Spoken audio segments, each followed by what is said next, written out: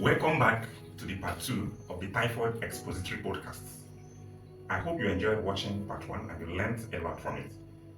Importantly, I hope you have subscribed to BonusHealth Academy so that you don't miss any of our podcast series.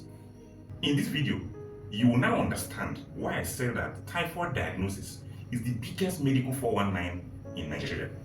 But before then, let me educate you on the symptoms of typhoid. Now, what are the symptoms and signs of typhoid fever? There are 4 phases of symptomatic typhoid fever. The first phase, or the first week of the infection, is what we call the gastrointestinal phase. What happens that time is that the body begins to react to the presence of a foreign organism, that is the Salmonella organism, because it's not part of the human body. Now it has entered the human body and it has started multiplying, producing more children, so the body begins to react. So what are the symptoms that show that the body is reacting? The person will start having fever, as in the body gets hot. Apart from fever, the person has other systemic symptoms like headache, anorexia, that's loss of appetite, weakness.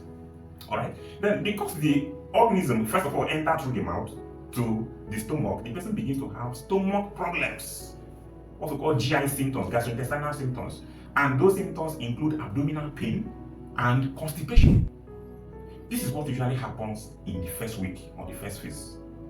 Then, if the person is not treated, the person goes into the second phase, which is in the second week of infection. Now, this second week of infection is what we call the bacteremic phase. This bacteremic phase is when the organism now leaves the intestine and then enters the bloodstream. So blood now carries it around the whole body. No, blood circulates in the whole body. So that's what we call the bacteremic phase or the septicemic phase. So at that phase, that second week, what are the symptoms? Number 1, the fever now becomes sustained because the fever has gotten to the crescendo. Now becomes sustained high fever. Headache gets worse. Alright? And then the person begins to develop what we call rose spots. Rose spots, they are spots, like rashes, usually on the chest and the abdomen. That one is very difficult to see in black people. You usually see it mostly in fair-skinned individuals because the rashes are usually reddish to purplish in color. That's why they call them rose spots. So you may find it in about 30% of those who have clinical typhoid, but in black people you may not see it because you will notice the color, reddish color, in a black person. Right? Then the GI symptoms also get worse. The person now moves from constipation to diarrhea. That person will start having diarrhea in the second week. Okay. Now, if the sickness progresses, the third phase is the most dangerous phase. That is what we call the toxic phase. In that toxic phase, since the blood has been carrying the organism, it has deposited the organism in different organs. The lungs, the kidney, the brain, the bones. Alright? So the person now begins to show evidence of multi-organ infection. So that person develops pneumonia. Salmonella typhi can cause pneumonia. Yes, it's one of the causes of bacterial pneumonia. So if it infects the bone, the person develops what we call osteomyelitis. If it gets to the brain, the person develops what we call encephalitis or even meningitis. So typhoid organism can cause meningitis. In fact, there is what we call typhoid psychosis, where the person develops delirium, the person gets confused, start talking irrationally, start misbehaving as if he's a mad person. In fact, the person becomes apparently mad. That's what we call typhoid psychosis, when the typhoid has gotten into the brain. Right? Then, in the intestine, the intestinal infection gets worse in this third phase. Alright? And the person may start bleeding. So when the person goes to the toilet, you see blood, or the person may start vomiting blood, what we call hematemesis. Then, the intestine may perforate, the bowel. The organism, because of the inflammation that has been going on there since the first week, we're now in the third week, it might perforate, and feces will start leaking into the peritoneal cavity. That's a very dangerous, health condition.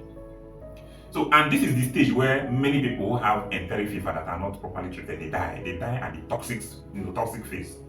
And then the last phase is the fourth week. That's the recovery phase. So if the person gets properly treated or whatever, in the fourth week, the infection subsides completely. Okay, at this point in time, I'm sure you would like to know the correct way of making typhoid diagnosis and not the 419 that is going on everywhere.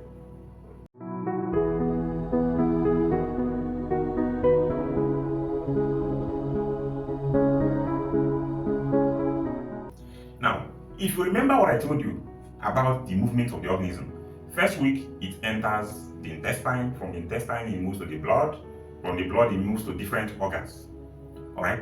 So, the gold standard that has been recommended by the World Health Organization, and that is the gold standard all over the world for typhoid diagnosis, is culture of body fluids.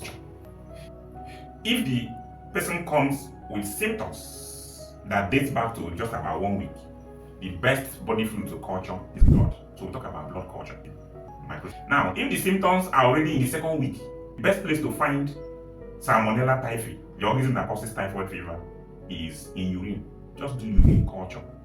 If this illness has already lasted for 3 weeks, you are catching the patient in the 3rd week, then stool culture is the best place to find the organism. After 3 weeks, you cannot find the organism anywhere in these 3 places I mentioned. If you do blood culture, it will be negative. You do urine culture or stool culture, you may not find it. The best place to now find it after 3 weeks is inside the bone, what we call bone marrow aspirate. But this is an invasive procedure. Now, let me tell you the 419 parts. I told you that typhoid diagnosis in Nigeria is medical quackery. It's 419. And you can quote me anywhere. The 419 part is that the commonest method of diagnosis of typhoid in Nigeria is what is called Widal test. They take your blood, they run a test called Widal test, and then they say, oh, it's positive, so you have typhoid. My dear, this is the biggest fraud in history of medical. Why? Now, what Widal test detects is not the Salmonella. It's not the organism that causes typhoid fever. That's not what Widal test detects. Widal test detects antibodies, because the way God created the human body, once a foreign agent like a microorganism enters your body will produce soldiers. We call those soldiers antibodies.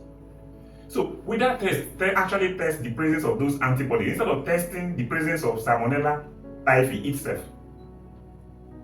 And those antibodies are evidence of exposure. They are not evidence of infection. What it means is that if you came in contact with Salmonella typhi, even as a child, maybe when you were a child, you ate contaminated food and there was Salmonella in it, and you suffered typhoid that time, the antibodies will remain in your system. So even in the next 20 years, when they pick your blood and test it, it will be positive and they say you have typhoid, but you don't have typhoid. It's only showing that you were once exposed to typhoid. Positive antibody is not evidence of infection. It's evidence of previous exposure. Let me give you a very simple illustration.